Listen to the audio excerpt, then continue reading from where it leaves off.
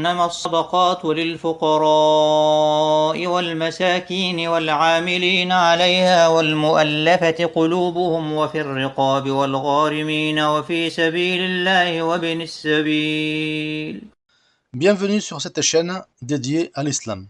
N'oubliez pas de vous abonner et d'activer la clochette sur toutes pour ne rien rater. Likez et si ça vous plaît, laissez un commentaire. Ça permettra, Inch'Allah, d'améliorer le trafic de la chaîne et faire connaître ainsi l'islam à tous. Voilà, on commence. Nous allons essayer de comprendre aujourd'hui pourquoi il y a un genre de type de sorcellerie vers laquelle les personnes se tournent quand elles veulent vraiment nuire à quelqu'un. Alors, je veux parler de la poupée en cire, donc les poupées voodoo. Certains sorciers les font en cire véritable pour qu'elles aient plus d'impact. D'autres se servent de poupées en chiffon et c'est le sorcier lui-même qui leur dessine les yeux et tout ça. Alors, la poupée de cire, la plupart du temps, certains, chacun peut l'appeler comme il veut, hein. C'est pas le problème. Le problème, c'est que c'est plus difficile à guérir car on n'y pense pas toujours. Donc cette poupée est faite en cire véritable pour les puristes et en chiffon pour les autres, quoi, on va dire.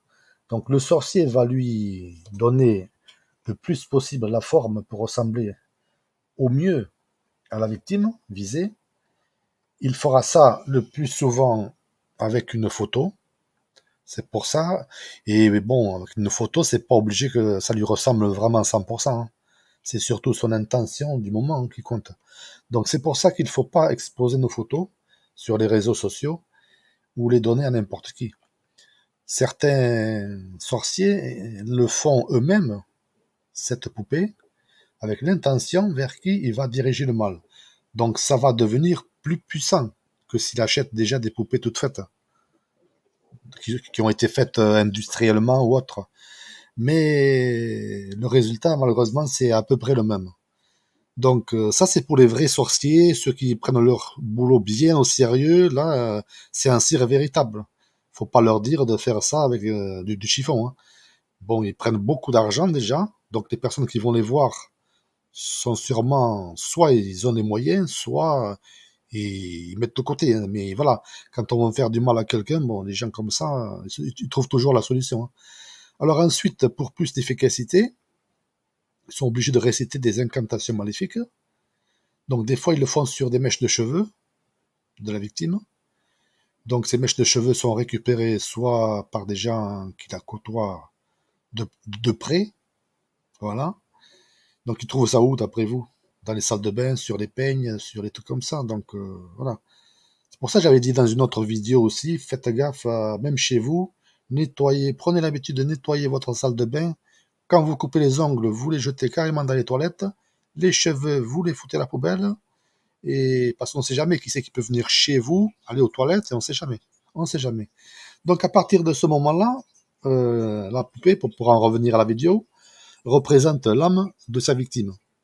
Donc le sorcier, tout en récitant et en se concentrant, va venir planter des aiguilles au niveau des chakras pour dépouiller leur énergie vitale.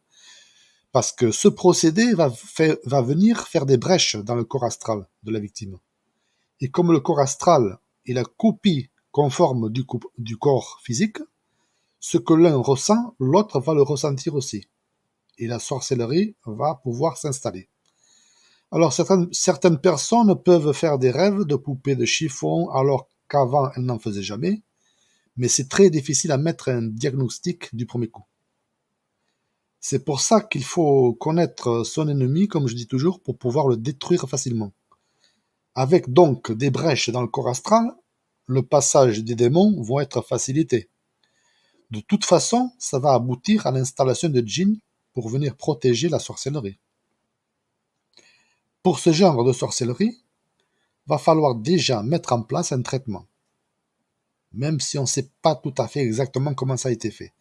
Alors le traitement de base, bon, on va pas y revenir 50 000 fois, c'est toujours de l'eau coranisée sur 11 jours, de l'encens de musc sur 7 jours, les derniers jours, prière de nuit et jeûne les jours blancs, et les jours lunaires, et surtout les dhikrs de ma vidéo traitement nettoyage corps physique.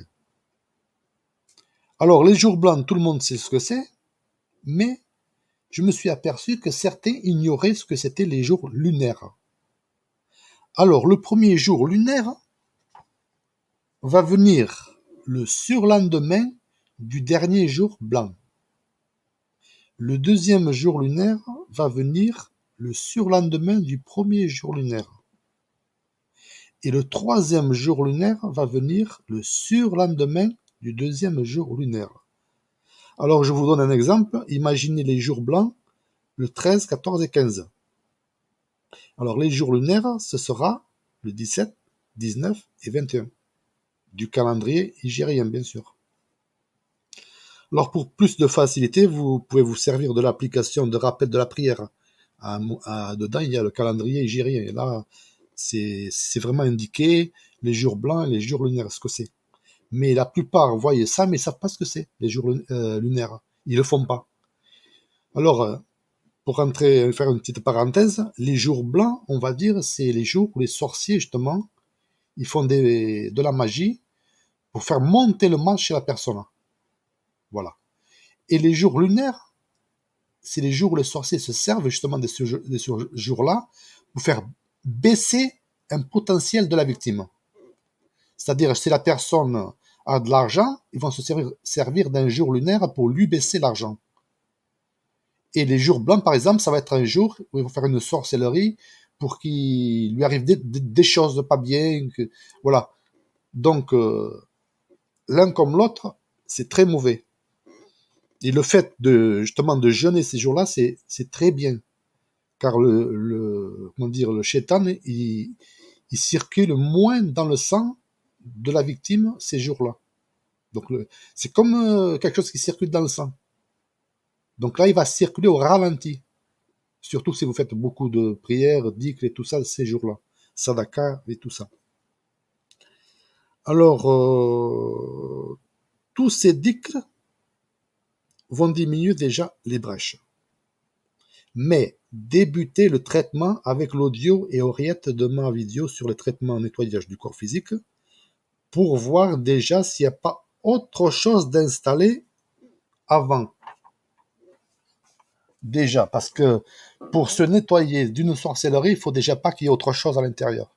Parce qu'en principe, cette sorcellerie, elle n'est pas venue là toute seule comme ça. Si c'était votre première sorcellerie, bon après on ne sait pas depuis combien de temps le sorcier insiste, mais en principe c'est des opérations qui coûtent très cher. La personne, si elle voit que ça marche pas, elle va pas voir le sorcier tous les jours. Donc si c'est pas la première sorcellerie, ça va vous impacter direct. Par contre, si c'est votre première sorcellerie, ça va mettre plus de temps. Voilà. Mais en tout cas, ça change rien, quoi. Donc le fait d'agir ainsi sur le corps physique, avec le traitement, ça va agir aussi sur le corps astral. Chaque fois qu'on détruit un mal dans l'invisible, faut aussi se traiter dans notre monde. Sinon, ça se redépose.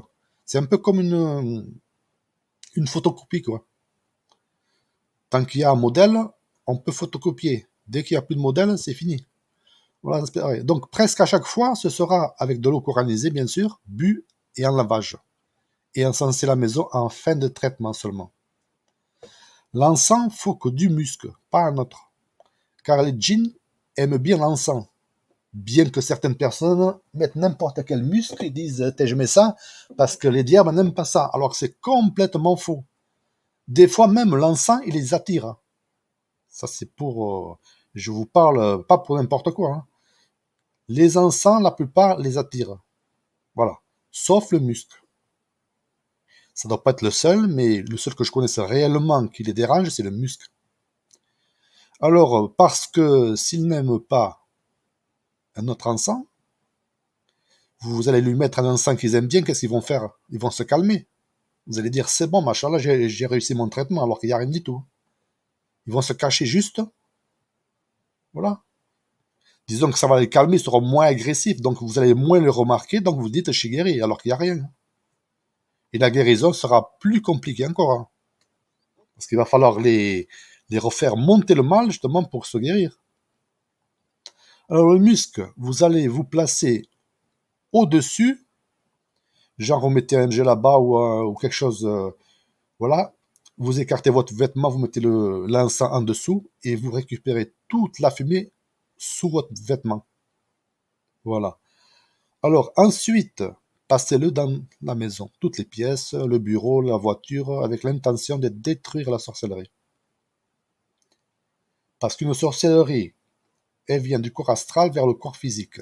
Et après du corps physique de la personne, petit à petit, ça va se propager au foyer, c'est-à-dire sur les autres membres de la famille, sur votre environnement, tous les habits, les murs, partout. Petit à petit, ça va englober tout. C'est pour ça un traitement ne doit pas se faire que sur la personne elle-même. De préférence, tout le monde devrait le faire dans la famille. Bon, des fois, c'est pas facile, hein. Et ensuite, l'environnement. C'est pas pour rien. Donc, vaporiser l'environnement avec de l'eau coranisée aussi. N'oubliez pas les miroirs. Alors, je vais pas me dire virer tous les miroirs en dehors de la salle de bain, parce que certains vont pas le faire. Donc, pour ceux qui vraiment y tiennent, ben, ils ont qu'à les nettoyer à l'eau coranisée avec un peu de sel. En imaginant détruire le mal qu'il peut y avoir. Et pour refermer le passage, justement. Alors, ce sorcier, même s'il est protégé, on va dire, recevra quand même ce qu'on appelle le choc de retour. De la part des démons. Vous voyez un peu, lui se sert des démons pour faire le mal, donc les démons ne devraient pas lui faire de mal à lui. Mais si, ils vont quand même le faire. Les démons par nature détestent l'humain déjà depuis la création. Faut pas se faire d'illusions là-dessus. Ne croyez pas non plus que les gens qui n'ont pas de religion, les gens qui n'ont rien, c'est complètement faux. Les diables les aident pour certaines choses, mais ces mêmes diables leur font du mal aussi. Alors, quand vous ferez vos invocations pendant la prosternation, car c'est le plus efficace, et pendant les jours de pluie.